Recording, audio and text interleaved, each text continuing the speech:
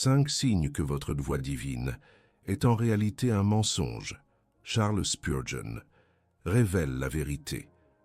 Dans l'un des passages les plus sacrés et pourtant les plus mal interprétés des Écritures, là où l'on évoque la possibilité d'entendre la voix de Dieu, une vérité fondamentale a été non seulement ignorée, mais activement déformée par une génération obnubilée par ses propres sentiments et son aspiration à un confort spirituel immédiat. Les écrits de Charles Spurgeon, cet inébranlable prince des prédicateurs, ne se contentent pas de révéler cette distorsion. Ils démasquent la nature même de la tromperie spirituelle qui s'est insidieusement logée dans l'âme de tant de croyants. Mais que se passe-t-il lorsque cette voix divine que vous croyez percevoir n'est en réalité rien de plus qu'un écho amplifié de vos propres désirs charnels, un mensonge subtil vous détournant de la vérité éternelle et vous guidant non pas vers la sainteté et la soumission à un Dieu souverain, mais vers une ruine spirituelle progressive et inévitable. Nombreux sont ceux parmi vous qui se sentent épuisés par les promesses vaines d'une foi facile, d'une connexion divine garantie, d'une voix intérieure qui murmure toujours ce que vous voulez entendre. Vous avez cherché Dieu dans le tumulte de vos émotions, dans les conseils édulcorés qui promettent le bonheur terrestre avant la sainteté éternelle. Vous avez peut-être même cru entendre cette voix, cette intuition profonde, cette guidance, qui, étrangement, coïncidait toujours avec vos ambitions personnelles ou vos désirs les plus chers. Cette frustration que vous ressentez, ce sentiment que quelque chose ne tourne pas rond dans cette quête incessante de votre vérité ou de votre appel personnel qui semble étrangement déconnecté de la gravité de l'Évangile est légitime. Ce n'est pas un signe de votre faiblesse, mais le symptôme d'une âme affamée de vérité, lasse des simulacres spirituels. Vous êtes fatigué des sermons qui relèvent plus de la psychologie positive que de la théologie classique, des chants qui célèbrent l'ego plutôt que la majesté divine. Cette soif de substance, cette répugnance pour la superficialité est le premier signe d'un réveil possible, une invitation à un discernement plus profond. La douleur de l'hypocrisie que vous observez dans les cercles religieux modernes, la désillusion face à des leaders déchus qui ont suivi leur propre voie divine, autoproclamée jusqu'à la perdition, tout cela résonne avec la prophétie silencieuse de l'Écriture, qui avertit sans cesse contre les loups déguisés en agneaux, contre ceux qui parlent en leur propre nom. La réalité est que l'ennemi le plus redoutable de votre âme n'est pas le doute ouvert, mais l'auto-tromperie religieuse, cette capacité insidieuse à tordre la parole de Dieu pour qu'elle s'aligne sur les idoles de notre cœur. L'apôtre Paul nous met en garde contre ceux qui, ayant démangeaison d'entendre, se donneront une foule de docteurs selon leurs propres désirs. 2 Timothée 4:3. Cette voix divine autoproclamée, si elle n'est pas ancrée dans la saine doctrine et confrontée à la souveraineté absolue de Dieu, n'est qu'un spectre dangereux, une invitation à l'idolâtrie du soi. C'est l'essence même de l'évangile du confort, un miroir poli où l'homme se contemple et se persuade d'être divinement inspiré, sans jamais être appelé à renoncer à soi-même, à prendre sa croix et à suivre Christ. Spurgeon, dans sa prédication incisive, n'a jamais manqué de déchirer ce voile de l'illusion. Il a mis en lumière la dépravation humaine, non pas comme une excuse, mais comme une réalité brutale qui nécessite un sauveur souverain et une parole infaillible pour nous guider, et non pas une voix subjective et mutable. Aujourd'hui, alors que les flots de la relativité spirituelle menacent de submerger toute certitude, il est plus que jamais impératif de revenir aux fondations. Nous devons démanteler les illusions et réapprendre à distinguer la voie du bon berger de celle des mercenaires et des imposteurs. Nous allons explorer ensemble les signes manifestes qui révèlent que cette voie divine, tant louée dans le christianisme moderne, n'est en fait qu'un murmure de l'ennemi commun. L'idolâtrie du cœur alimentée par la théologie superficielle et l'évangile du confort. Charles Spurgeon, par la puissance de ses exhortations bibliques, sera notre guide à travers ce labyrinthe de l'autodéception. Il nous rappellera que la vraie voix de Dieu n'est pas une flatterie, mais une confrontation. Non pas un miroir, mais un miroir qui révèle la tâche. Non pas un baume pour l'ego, mais un glaive qui perce jusqu'à l'âme et à l'esprit. Ce que vous cherchez, ce n'est pas une voix qui vous apaise dans vos péchés, mais une parole qui vous réveille pour la sainteté. La véritable prospérité divine, le trésor de la communion avec Dieu, ne se trouve pas dans l'écho de nos propres pensées, mais dans l'écoute humble et obéissante à de la vérité révélée. Mais avant de plonger dans ce diagnostic essentiel, répondez à cette question sincèrement dans les commentaires ci-dessous. Si la voie que vous croyez être celle de Dieu n'exigeait jamais de vous un sacrifice douloureux, une renonciation radicale à vos propres désirs les plus chers, seriez-vous prêt à admettre qu'elle n'est peut-être pas la sienne? Réfléchissez-y profondément, car cette introspection est le premier pas vers la vérité. La recherche d'une voie divine personnelle est devenue une quête presque obsessionnelle dans le christianisme contemporain, souvent présentée comme l'apogée de l'expérience spirituelle. On nous exhorte à entendre Dieu, à suivre notre cœur, à écouter cette petite voix intérieure qui nous guiderait à travers les complexités de la vie.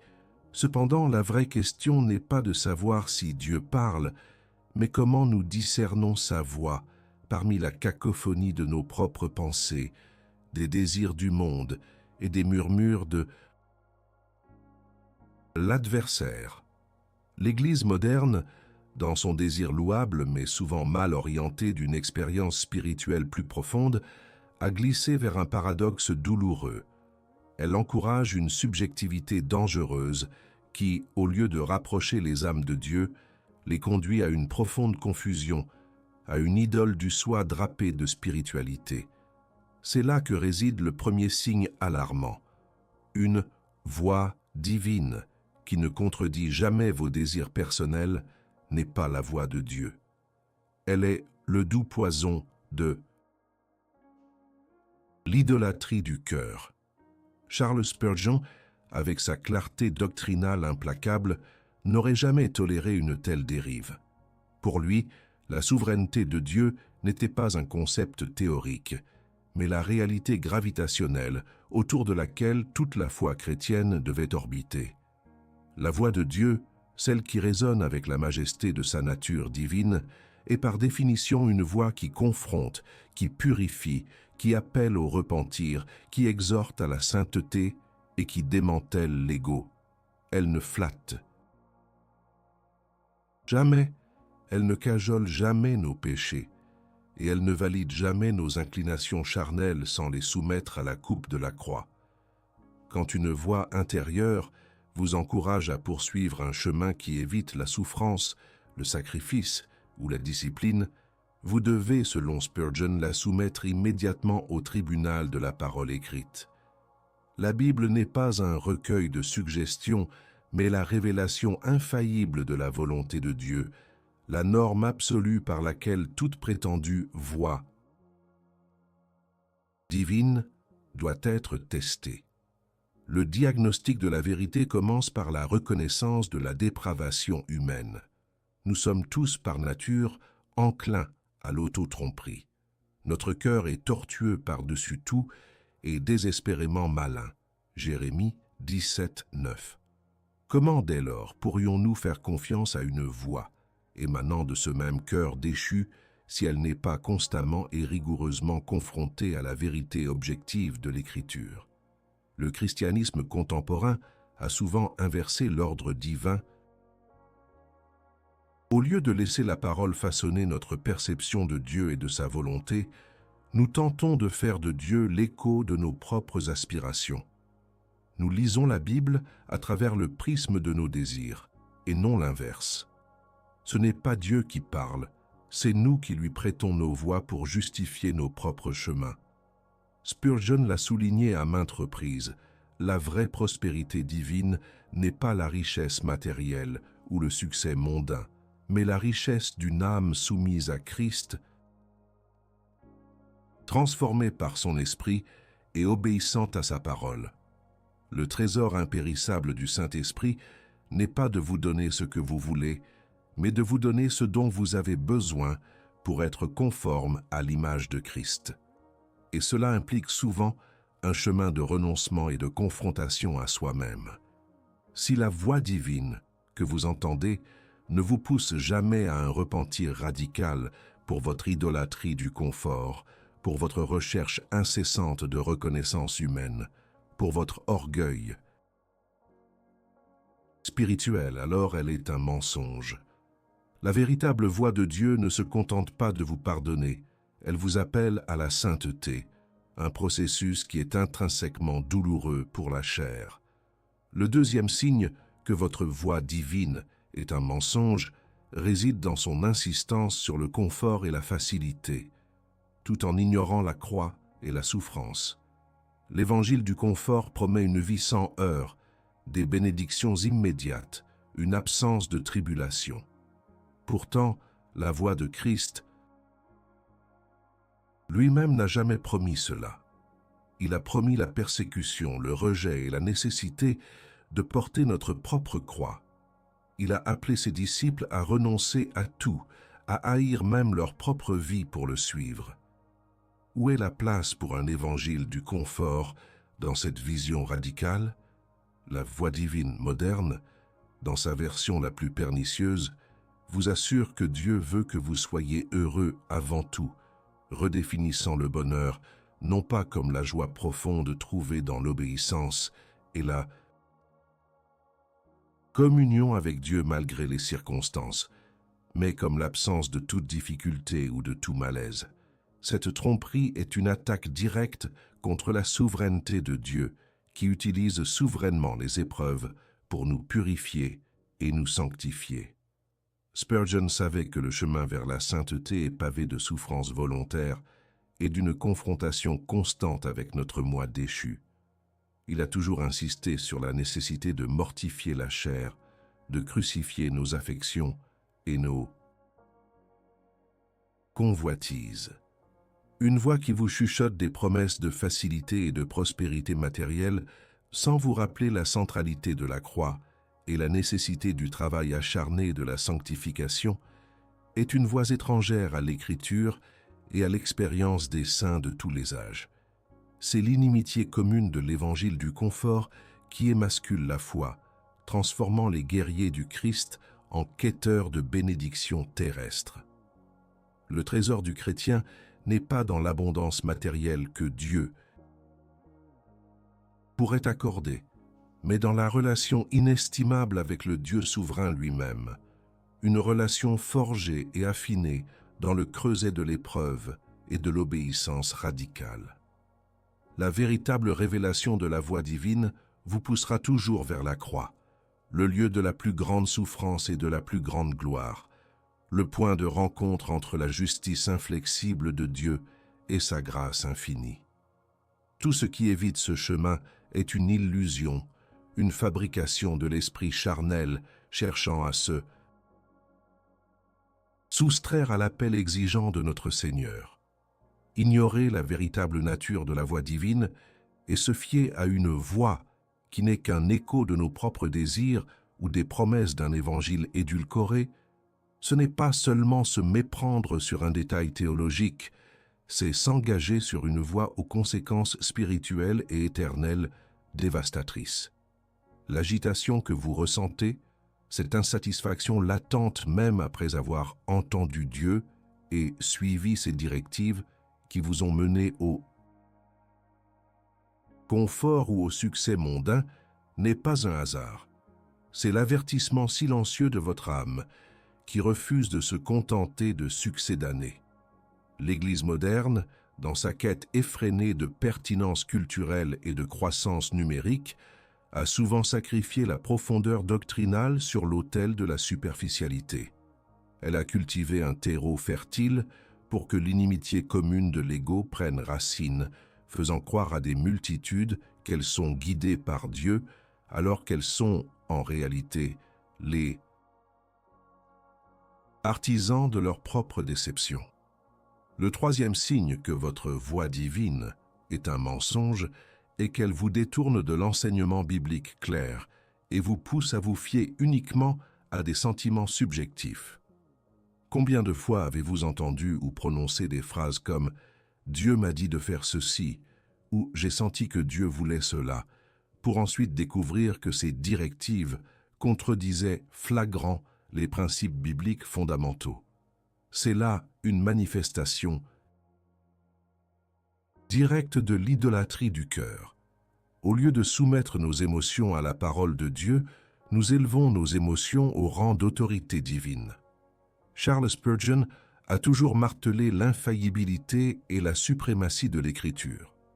Pour lui, la Bible n'était pas un simple guide, mais la voix de Dieu incarnée, la révélation achevée de sa volonté. Toute prétendue voix qui s'écarte de la lettre et de l'esprit des Écritures est, sans équivoque, une fabrication humaine ou une séduction démoniaque. Les conséquences de cette erreur sont profondes. Lorsque nous plaçons nos sentiments au-dessus de la vérité révélée, nous ouvrons la porte à toutes sortes de fausses doctrines et de comportements non bibliques. L'absence de fondements scripturaires solides nous rend vulnérables aux manipulations, aux sophismes théologiques et aux illusions les plus subtiles. Nous devenons des girouettes spirituelles, ballottées par chaque nouvelle mode religieuse, incapables de faire preuve de discernement face aux hérésies masquées. L'agitation de votre âme témoigne de cette vérité.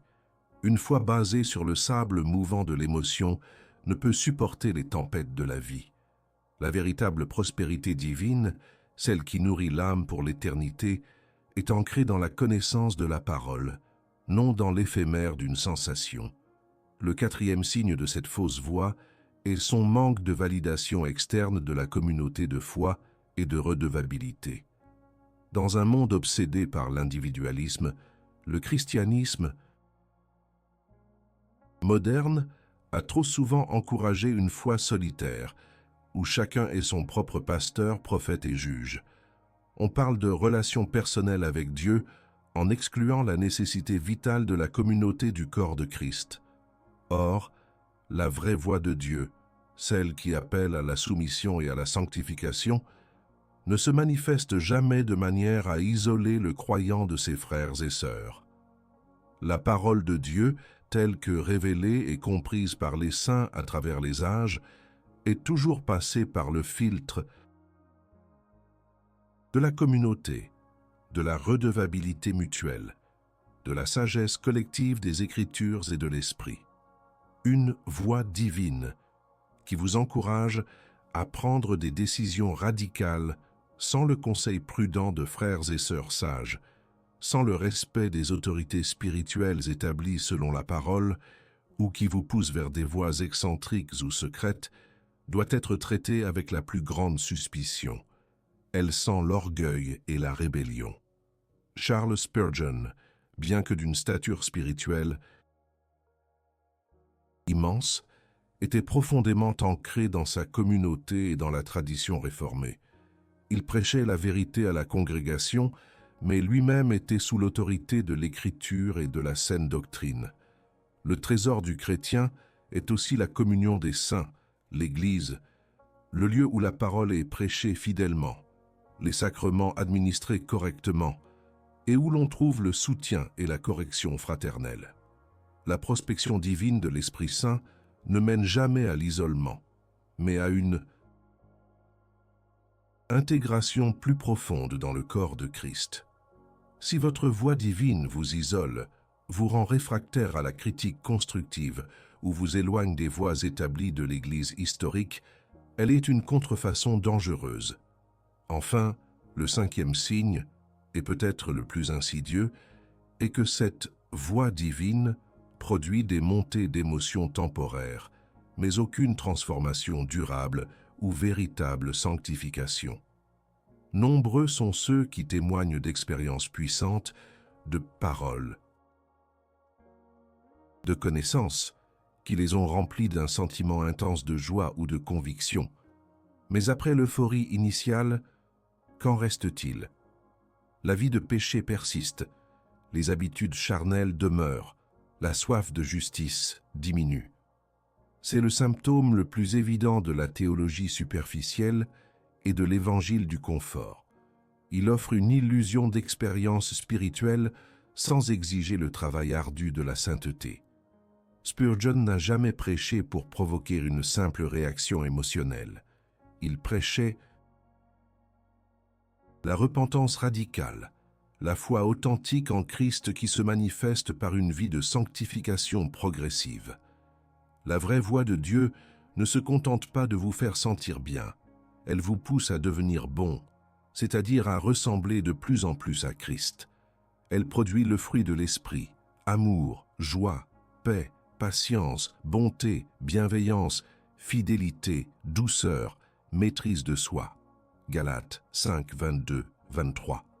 Si votre voix divine ne vous a pas conduit à une mort plus profonde à vous-même, à une haine croissante du péché et à un amour brûlant pour la justice de Dieu, alors elle vous a dupé. Elle vous a offert un divertissement religieux, pas une transformation éternelle. Maintenant, avec la gravité que cette vérité exige, je vous pose cette question tranchante, un uppercut à l'âme. Combien de fois avez-vous, en toute honnêteté, attribué à Dieu une voie qui vous a conduit vers une voie plus facile, plus confortable, mais qui, en rétrospection, n'a produit ni fruit durable de sanctification, ni réelle croissance dans la sainteté? N'ayez pas peur d'admettre la vérité dans les commentaires ci-dessous. Votre confession publique est un pas vers la libération. La prise de conscience que la voix divine, que l'on pensait entendre, n'était peut-être qu'un écho de nos propres illusions charnelles, est un moment douloureux mais salutaire. Ce n'est pas une condamnation, mais une invitation pressante à l'autel de la vérité. Le christianisme moderne, obsédé par l'apaisement et la validation personnelle, vous a peut-être dit que la solution réside dans l'auto-acceptation, la méditation ou de nouvelles techniques spirituelles. Mais la saine doctrine, le message intemporel des prophètes et des réformateurs, comme Charles Spurgeon, pointe vers une seule et unique solution radicale, la repentance, la soumission inconditionnelle à la parole de Dieu, la renonciation au soi et l'étreinte de la croix. Il n'y a pas de raccourci, pas de formule magique, seulement une capitulation totale devant la souveraineté de Dieu. L'appel à l'autel commence par le repentir radical de l'idolâtrie de notre propre voix. Nous devons admettre que notre cœur est déchu, que nos désirs sont corrompus et que notre capacité à discerner la vérité est compromise par le péché. Spurgeon n'a jamais prêché un évangile qui minimisait la gravité du péché ou la nécessité d'un changement profond du cœur. Il rappelait constamment à ses auditeurs que le repentir n'est pas une simple excuse pour nos fautes, mais un revirement total, une haine sincère du péché et une conversion authentique vers la justice de Dieu. Si la voix divine que vous avez écoutée n'a jamais exigé un tel repentir, une telle mort à vos propres ambitions et à votre ego spirituel, alors elle vous a conduit dans un désert d'illusions. La solution n'est pas d'essayer plus fort d'entendre une meilleure voix, mais de se prosterner devant le Dieu souverain et de demander pardon pour avoir préféré la nôtre à la sienne. Deuxièmement, la solution radicale est la soumission inconditionnelle à la parole de Dieu. La Bible n'est pas une opinion parmi d'autres, ni un simple livre de sagesse. Elle est la révélation autoritaire, infaillible et complète de la pensée de Dieu. C'est la seule voie divine objective, stable et immuable que nous ayons. Charles Spurgeon, lui-même un prédicateur de la parole par excellence, a toujours exalté les Écritures comme le flambeau qui éclaire notre chemin, le glaive de l'esprit, qui transperce nos ténèbres. La voix divine que vous devez écouter n'est pas un murmure intérieur qui vous isole de la communauté des croyants ou qui vous pousse à ignorer les préceptes bibliques. C'est la parole écrite, comprise à travers la saine exégèse et l'enseignement des saints. Tout ce qui contredit, diminue ou supplante la Bible est une imposture. Pour Spurgeon, la richesse de l'âme, le vrai trésor que l'évangile du confort ne peut offrir, se trouvait dans l'immersion totale, dans les Écritures, dans la méditation profonde de ses vérités et dans l'obéissance rigoureuse à ses commandements. L'idolâtrie du cœur, l'ennemi commun qui nourrit la fausse voix divine, ne peut être vaincue que par la renonciation au soi. Cela signifie détrôner nos propres désirs, nos propres plans, nos propres idées de ce que Dieu devrait faire pour nous ou dire à travers nous.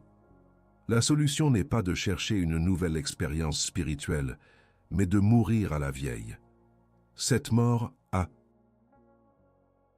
soi-même, cette crucifixion quotidienne de l'ego, est le chemin vers la vraie vie, le paradoxe du christianisme.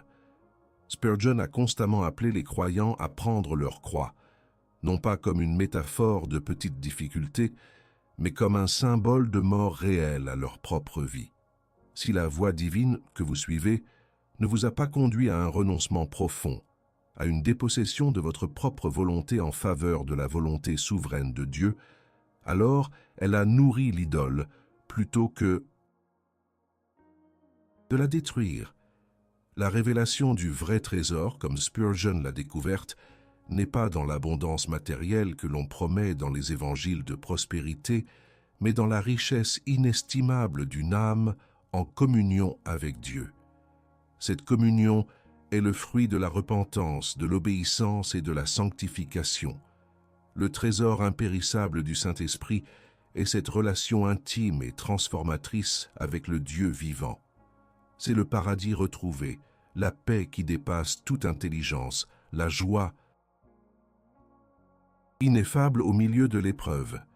C'est la prospérité que le monde ne peut ni donner ni comprendre, car elle n'est pas de ce monde. Elle ne se mesure pas en biens terrestres, mais en caractère divin. La solution ne vise jamais votre confort personnel, mais votre sanctification.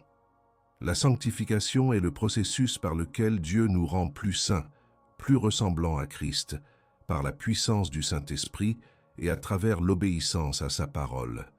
La vraie voix de Dieu ne vous dira jamais que vous êtes déjà assez bon ou que vos péchés ne sont pas si graves. Elle vous confrontera à la sainteté de Dieu et à votre propre insuffisance, vous poussant vers la croix, le seul lieu de purification. Et c'est là, dans cette mort à soi-même, que le véritable trésor de la foi est découvert. Ce n'est pas un chemin facile, mais c'est le seul chemin vers la vie éternelle, le seul chemin où la voix de Dieu résonne avec clarté et puissance, non pas pour vous flatter, mais pour vous transformer à sa propre image glorieuse. L'appel à l'autel est un appel à la guerre contre le moi, une guerre que nous ne pouvons gagner qu'en nous soumettant au généralissime céleste. Nous avons parcouru un chemin difficile, mais essentiel, démasquant les illusions d'une voix divine, autoproclamée, qui a séduit tant d'âmes à l'ère moderne.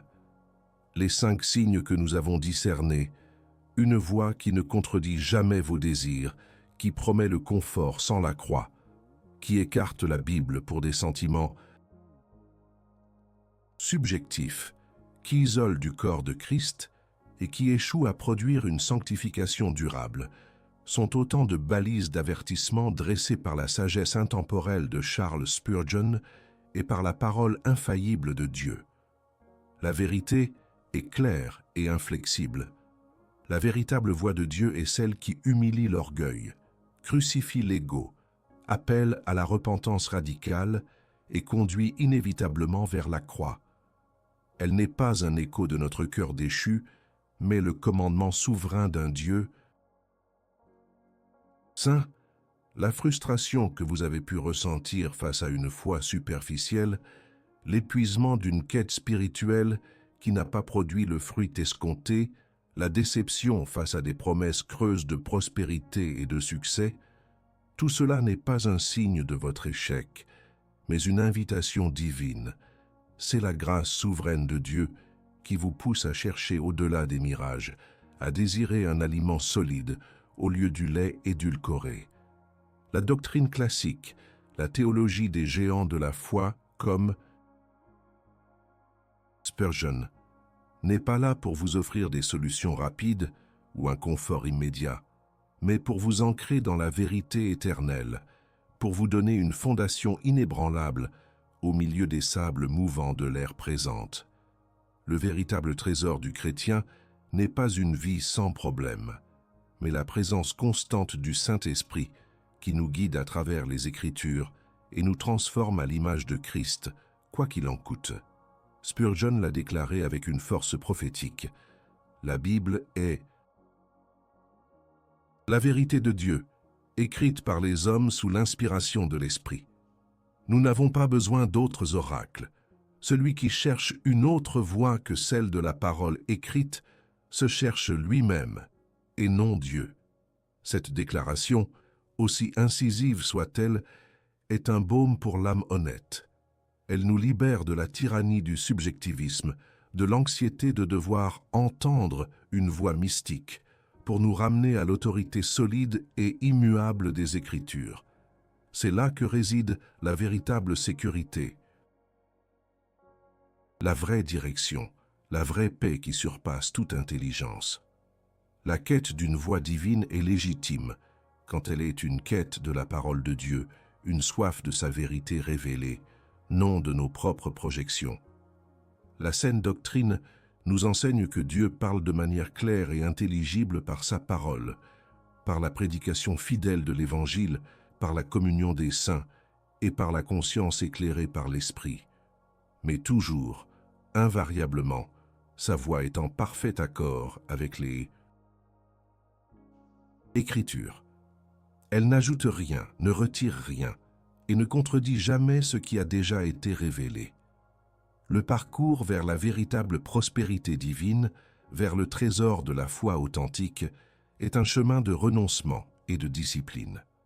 C'est un appel à la guerre contre l'idolâtrie du cœur, une guerre menée avec l'épée de l'esprit qui est la parole de Dieu. C'est une invitation à l'autel où nos propres volontés sont sacrifiées pour embrasser la volonté souveraine de notre Créateur. Ce n'est pas un évangile facile, mais c'est l'évangile qui sauve, qui sanctifie et qui glorifie Dieu. C'est la voie qui mène à la vie éternelle, à la vraie joie et à une paix durable, non pas parce que nous évitons les difficultés, mais parce que nous les traversons avec la certitude que Dieu est souverain et que sa parole est notre refuge inébranlable.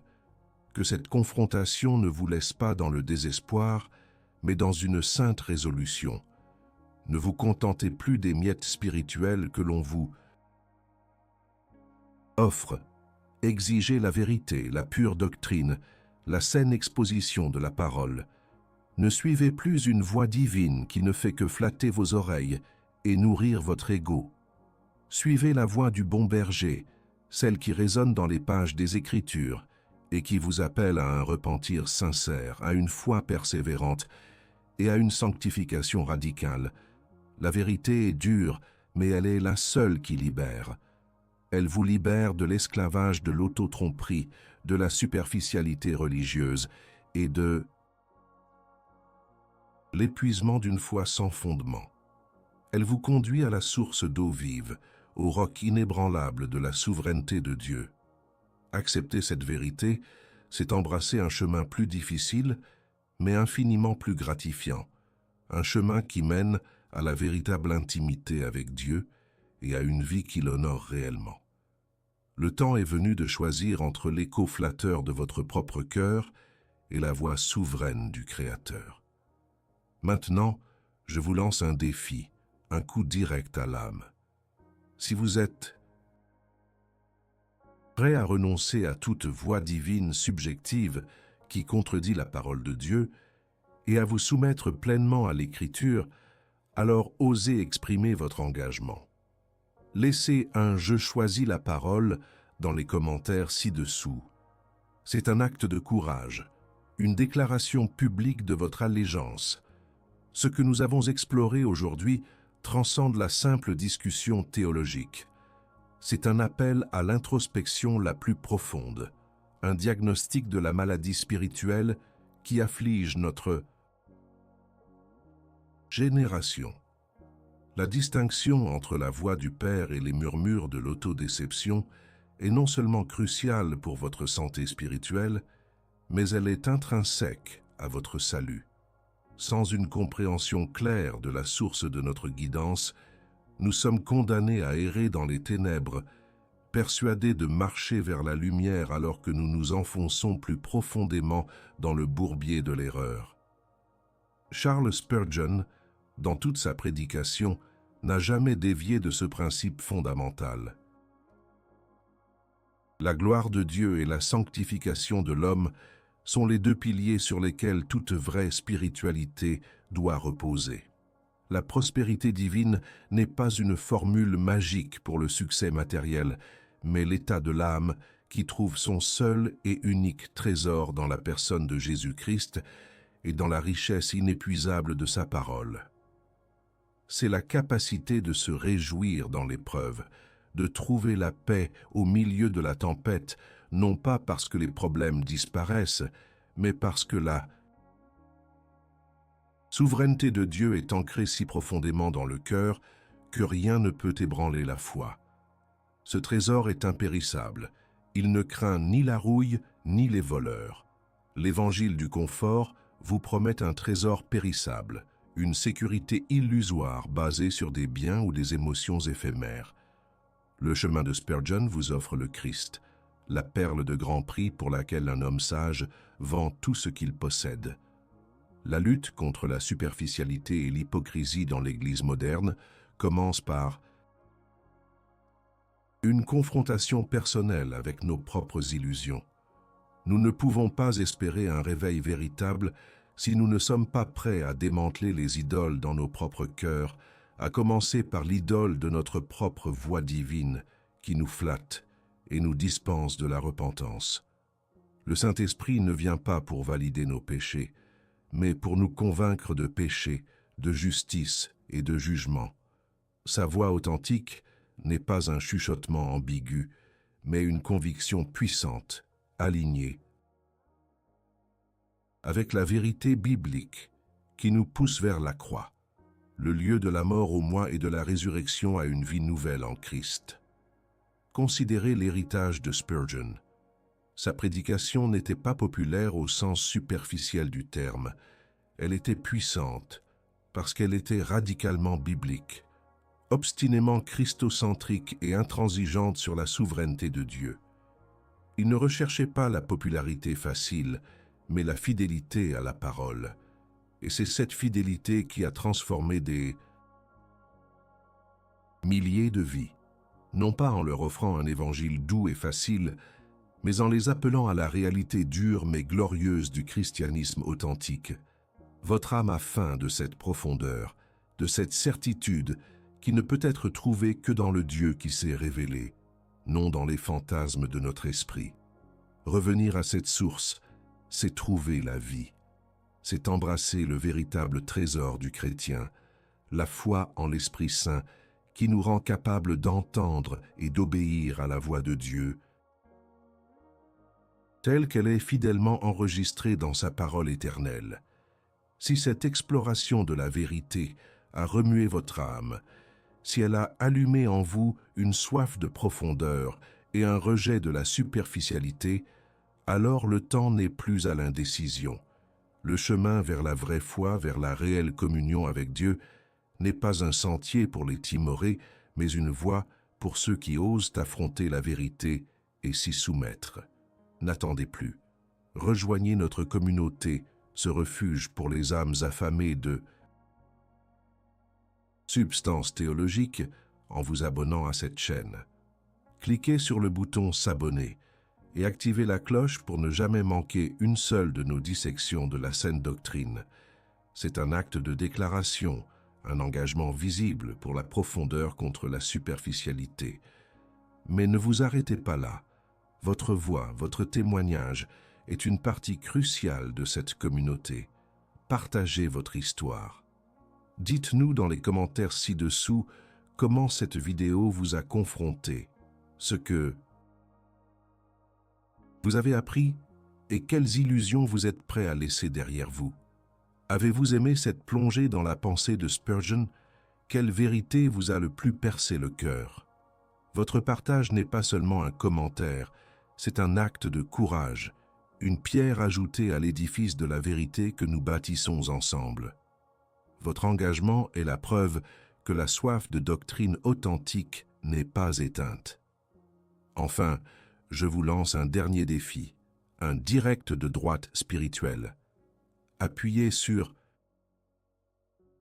le bouton « J'aime » si vous avez le courage d'embrasser la vérité sans compromis, même quand elle dérange, même quand elle exige un sacrifice. Ce « J'aime » n'est pas un simple clic, c'est un acte public de validation, une affirmation de votre désir de marcher, non selon les murmures de votre ego, mais selon la parole souveraine de Dieu. Prouvez votre engagement envers la saine doctrine. Que votre j'aime et votre commentaire soient le signe visible de votre résolution à chercher le Dieu des